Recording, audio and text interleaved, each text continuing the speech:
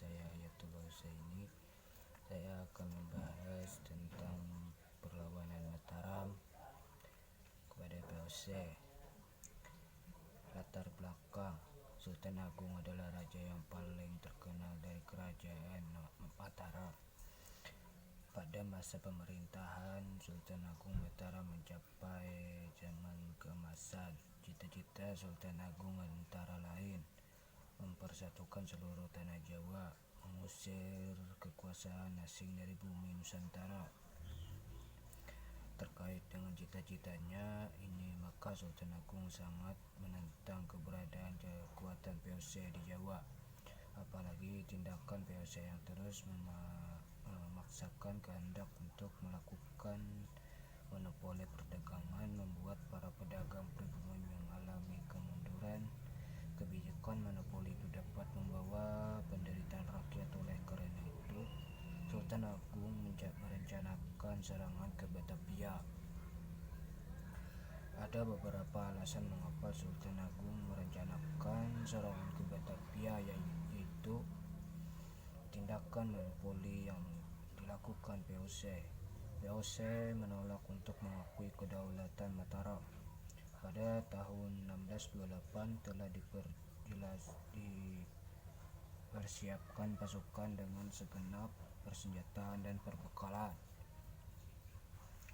Pada waktu itu yang menjadi gubernur jenderal POC adalah Tumenggung Baureksa. Tepat pada tanggal 22 Agustus 1628, pasukan Mataram di bawah pimpinan Tumenggung Baureksa menyerang Batavia. Pasukan Mataram berusaha membangun pos pertahanan, tetapi komponen POC berusaha menghalangi, sehingga pertempuran antara kedua pihak tidak dapat dihindarkan.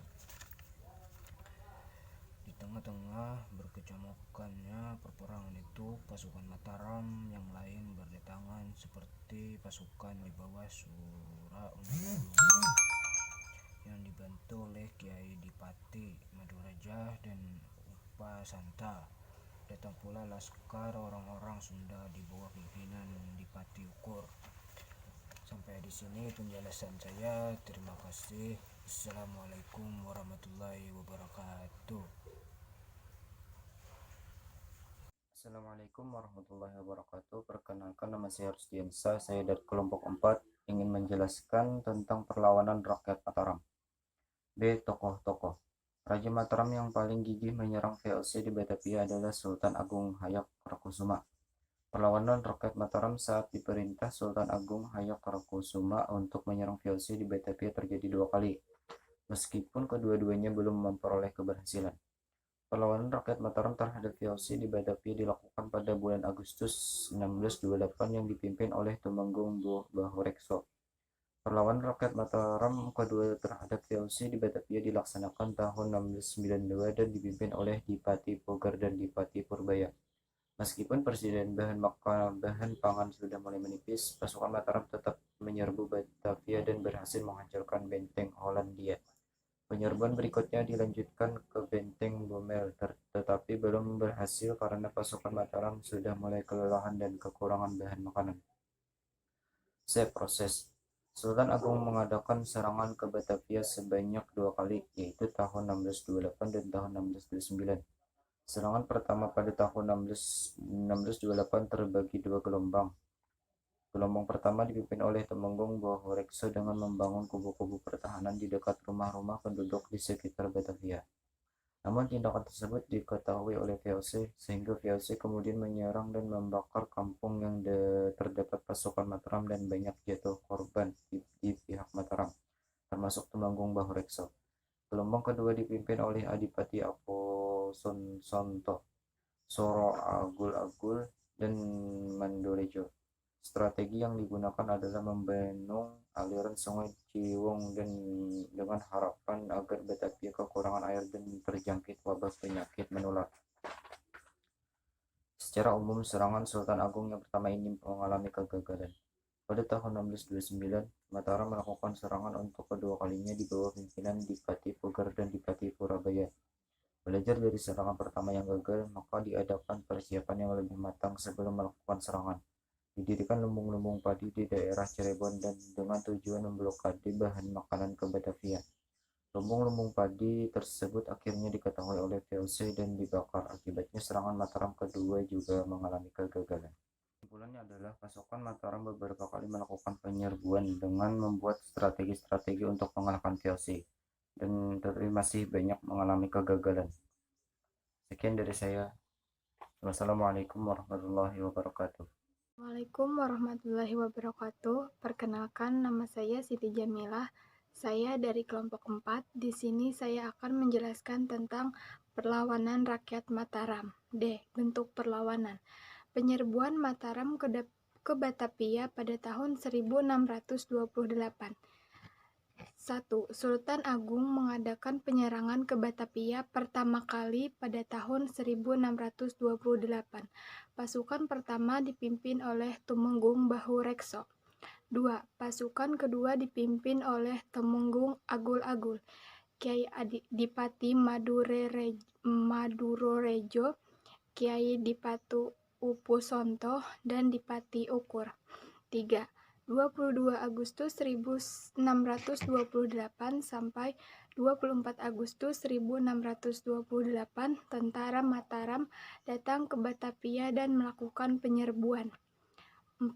21 September 1628, tentara Mataram menyerang benteng Hollandia namun gagal. Kegagalan ini membuat penyerbuan Mataram yang pertama berakhir pula. Penyerbuan Mataram ke Batavia pada tahun 1629. 1. Meskipun Mataram tidak berhasil merebut benteng Batavia dan menundukkan Company pada tahun 1628, mereka tidak begitu saja menyerah. 2. 1629, tentara Mataram berangkat lagi menuju Batavia dengan perlengkapan senjata api. 3. Tentara Mataram berangkat ke Batavia mulai bulan Juni 1629 dan pada akhir bulan Agustus 1629 mereka sampai ke Batavia. 4.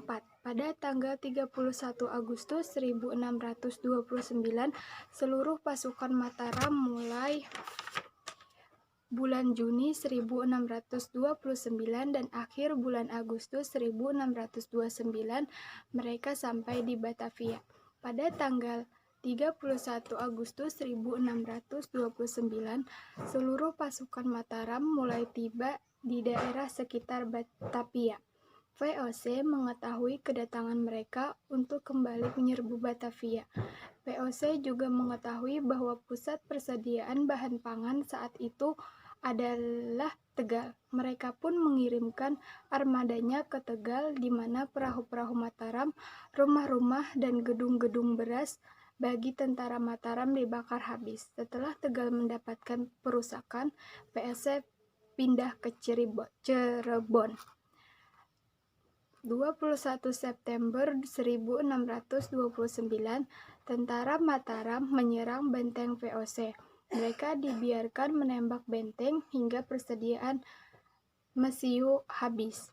Pasukan Mataram menderita kelaparan setelah berusaha untuk menyerang selama kurang lebih 10 hari. Pada akhir bulan September 1629 mereka mulai menarik diri. Hasil perlawanan. Pada perlawanan pertama mengalami kegagalan, Mataram melakukan serangan untuk kedua kalinya di bawah pimpinan Dipati Puger dan Dipati Purabaya.